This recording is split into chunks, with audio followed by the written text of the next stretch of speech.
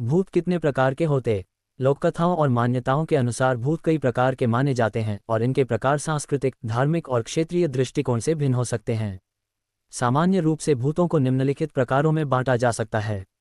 प्रेत, ये भूत किसी प्रकार के दुख, अपूर्ण इच्छा या गलत तरीके से मरे हुए व्यक्ति की आत्मा होती है।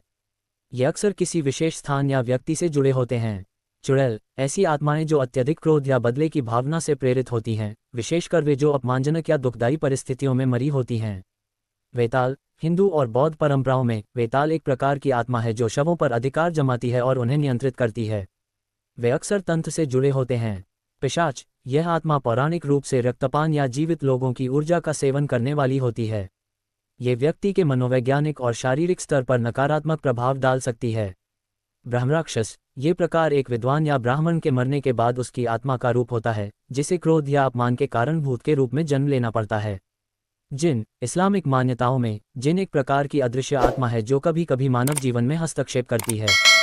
ये भूत या आत्मा जैसा होता है, लेकिन इसकी शक्ति और प्रवृत्तियां भिन्न हो सकती हैं। अघोरी भूत, यह आत्मा ऐसी होती है जो मृत्यु के बाद आध्यात्मिक साधना में लीन होने के बावजूद भटकती रहती है। यह विशेषकर श्मशानों में पाई जाती है। इन भूतों के बारे में मान्यताएं अलग अलग संस्कृतियों और परंपराओं में भिन्न हो सकती हैं। भूत बनने की अवधारणा विभिन्न संस्कृतियों, धर्मों और मान्यताओं पर निर्भर करती है। सामान्य रूप से कुछ विशेष परिस्थितियों में मरे हुए लोग भूत बनने की स्थिति में माने जाते हैं। ये कुछ प्रमुख कारण हैं जो भूत बनने की मान्यता से जुड़े होते हैं। अपूर्ण इच्छाएं, जिन लोगों की मृत्यु अधूरी इच्छाओं या किसी महत्वपूर्ण कार्य को पूरा किए बिना हो जाती है, वे भटकती आत्मा के रूप में माने जाते हैं। ये आत्माएं अपनी इच्छाओं को पूरा करने के लिए धरती पर रुक जाती हैं।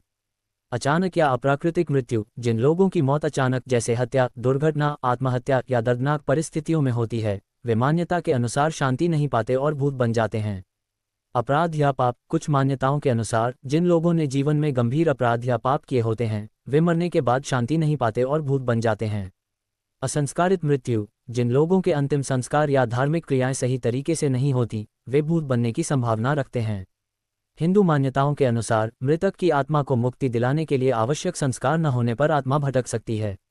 बदला या क्रोध, यदि किसी व्यक्ति की मृत्यु अन्यायपूर्ण तरीके से हुई है या उसके जीवन में बहुत अधिक क्रोध या नफरत थी, तो उसकी आत्मा बदले की भावना के कारण भूत बन सकती है। समय से पहले मृत्यु, यदि किसी व्यक्ति की मृत्यु उस उम्र में होती है जब सामान्यतः उसकी आयु लंबी होनी चाहिए, तो उसकी आत्मा भटकने की संभावना मानी जाती है, जैसे बच्चों या युवाओं की अकाल मृत्यु।